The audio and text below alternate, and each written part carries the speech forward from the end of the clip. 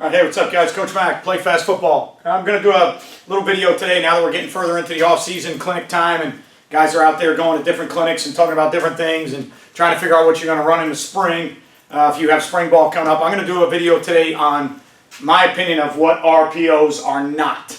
All right, so we hear the term all the time, RPO. Hear people nowadays, it's a buzzword that everybody talks about, RPOs. And I'm going to go through a list of what I think RPOs are not. Make sure you check out some of our sponsors. If you're looking for a sideline replay system, GameStrat's a sideline replay system we use. In the description box below, you'll see a link. Click on it, takes you directly to GameStrat's website. If you're looking for a highly reliable, highly affordable sideline replay system, great customer service, check out GameStrat. DifferenceUSA, the ultimate striking machine. We have one in our weight room. Get thousands of reps working on striking. You don't need a partner. Nobody needs to hold a bag or a med ball. It's just you and the ultimate striking machine. JustPlayFB, which is the digital software I use. It's a play drawing tool that I use if I have to speak at clinics or go do any webinars online and I have to draw or diagram anything up. I'm going to use JustPlayFB. Defensive Coordinator 1, an in-game app allowing you to make critical in-game adjustments based on the actual live in-game data. So you go in with a template, you have tendencies of things that you think are going to happen, they start calling their game, you start calling your game,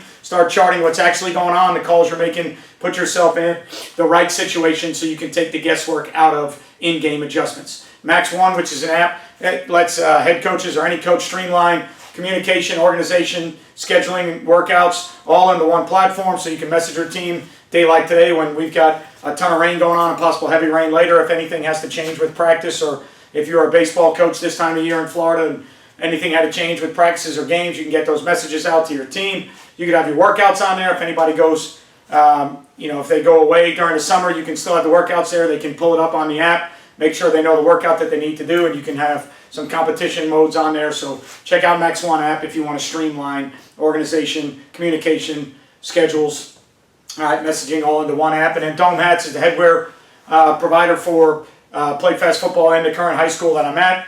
I've been using Dome Hats for about 8 or 10 years now. Great company, great customer service, custom online hat builder so you can generate your hat how you want it.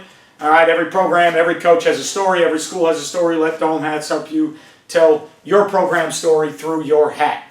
All right, so again, the term RPO is kind of a buzzworthy term. It's a term that everybody out there in the football world, it gets thrown around probably too much. You're watching games, college or NFL games, almost everything that may look like some type of RPO is called an RPO, even if it's a play-action pass. So I'm going to talk today about what I think RPOs are not. All right. So first of all, RPOs are not new run plays. So the first thing you got to understand is RPOs are a part of your already installed run game package. They are not new run plays. If you're doing them off of inside zone, or if you're doing them off of power, or if you're doing them off of counter, or if you're doing them off of dart, or if you're doing them off of isolation plays, possibly doing them off of wide zone or outside zone, those run plays have to be installed in your offense to begin with, so that you're not creating new run plays by using RPOs. So don't think you're going to have RPOs to develop new runs. You still have to use your base runs and then figure out how you want to fit the RPOs into your base runs. All right? They're not a way to not block the point of attack. So don't think you're going to run RPOs and avoid blocking the point of attack. All right? Double or triple option football, whether it be midline or zone read or any type of triple option when you are leaving people unblocked, is a little bit better way to leave a person at the point of attack unblocked. But just like option football, RPOs also have to be blocked everywhere but where the read is being made. So you can't run an RPO and think that you don't have to be good at the point of attack, or if you're not very good with your O-line, you can't just add in RPOs and think that you're magically all of a sudden going to be able to run the ball now because, excuse me, you have RPOs in. You still have to block the point of attack. So if you're running an inside zone play, you still have to get good at blocking and running an inside zone play. All right? Usually the front side of it will still be inside zone, and then the back side or the read side gets locked, and those become, base blocks or one-on-one blocks, or there might be a combination to a backer, but you still have to run some type of inside zone theory, or if you're doing it off of power counter, you still have to be able to execute power counter at the point of attack in order to have a successful RPO play. So don't think you can put in the magic RPO and take away the point of attack. You still have to be good at the point of attack. All right? It's not a cheap and easy way to get yards. You still need to execute. You still need to block things. You still need to have an identification system if you're a zone team, or if you're a power team, you got to know where the double team is going back to and who the puller is going to pick up. You still have to identify things and understand how to block them. If you do, make a read on a player that is what you think is the read in the RPO, and you pull the ball, you still have to throw an effective pass. You still have to run an effective route. You still have to catch the football. You still have to throw the football in a catchable position for the receiver to make a play.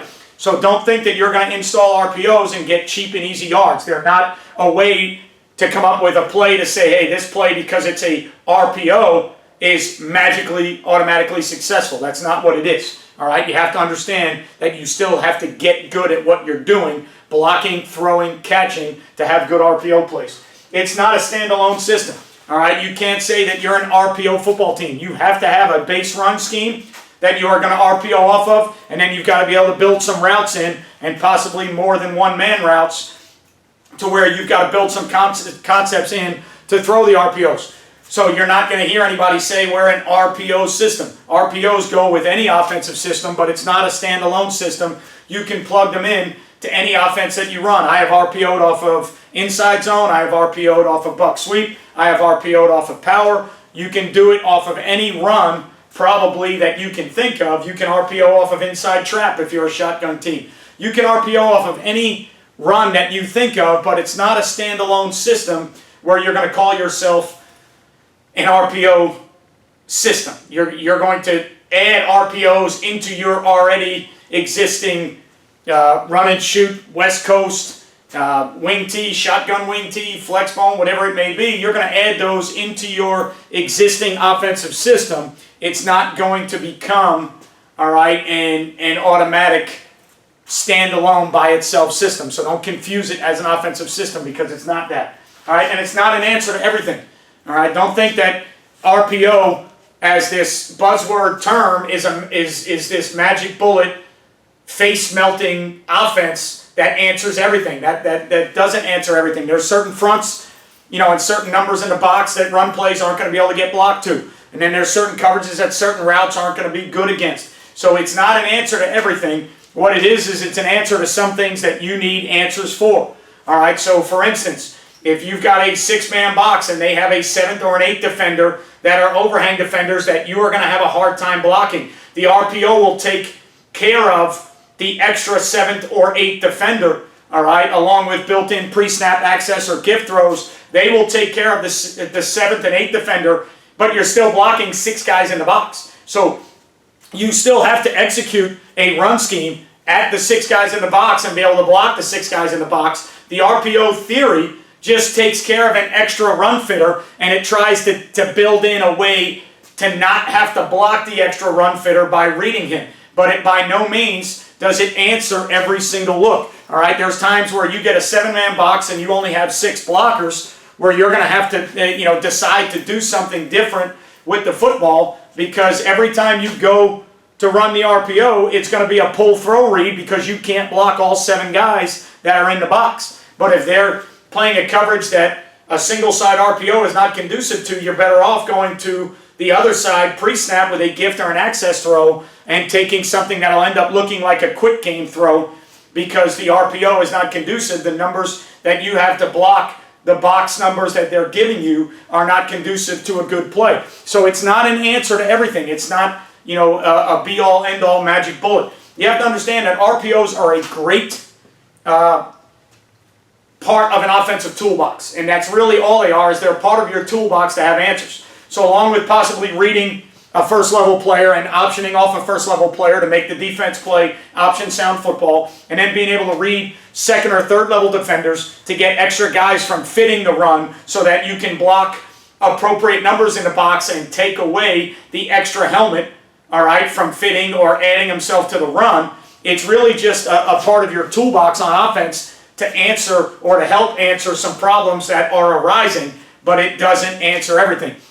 It's just like when we talk about playing quarters on defense. You have a quarters toolbox that you have to dig into, that you have to give your players enough tools in the toolbox to answer certain things that quarters does not necessarily have the answers to. RPOs are the same thing, all right? It's a part of your toolbox that you're using to come up with some answers to some problems that are there, but it doesn't answer every problem. Okay, so just remember, RPOs are not their own standalone offense. You still have to have base runs that you're going to tag the RPOs with. All right, you still have to block the point of attack. You still have to execute. You still have to identify and communicate what linemen are going to where the extra puller or fullback sniffer, whatever that extra 6th body or 7th body is. You have to identify where they're going, who you're blocking. You have to have proper technique and fundamentals within your blocking schemes. And then you have to execute the run play in order for it to be effective. All right, otherwise, if the run plays aren't effective, the RPOs don't become effective because they won't have to put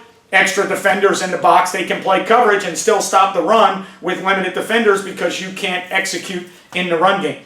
So just understand, if you're investigating RPOs in the offseason, or if you're looking at how to build RPOs into your offense, or if you're thinking RPOs might be a part of your offense for 2020, just understand what they are, know what they're trying to accomplish, and probably more importantly, understand what they are not, so that you know that you're not trying to use this as the be-all, end-all answer to everything, all right, or the be-all, end-all answer to your offensive system. That's not what it's going to be.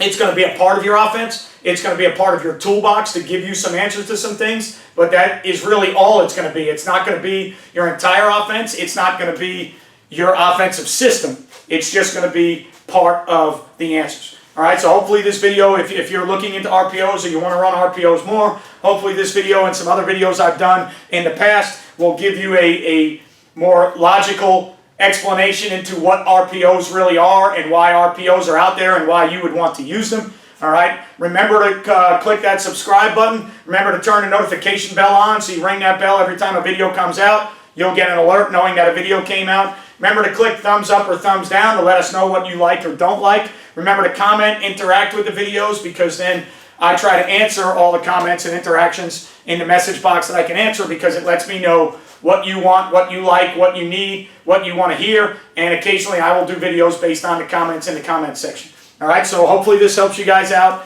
get a little better understanding of what RPOs are and what RPOs are not. All right, and hopefully this gives you a little bit better understanding of the term RPO that's out there that a lot of people sometimes misuse. All right, I appreciate everything you guys do for me in Play Fast Football. All right, 7 years in the making, channel's growing every day, so thank you so much for what you guys do. All right, remember, you won't play well until you play fast, and I'll catch you guys next time.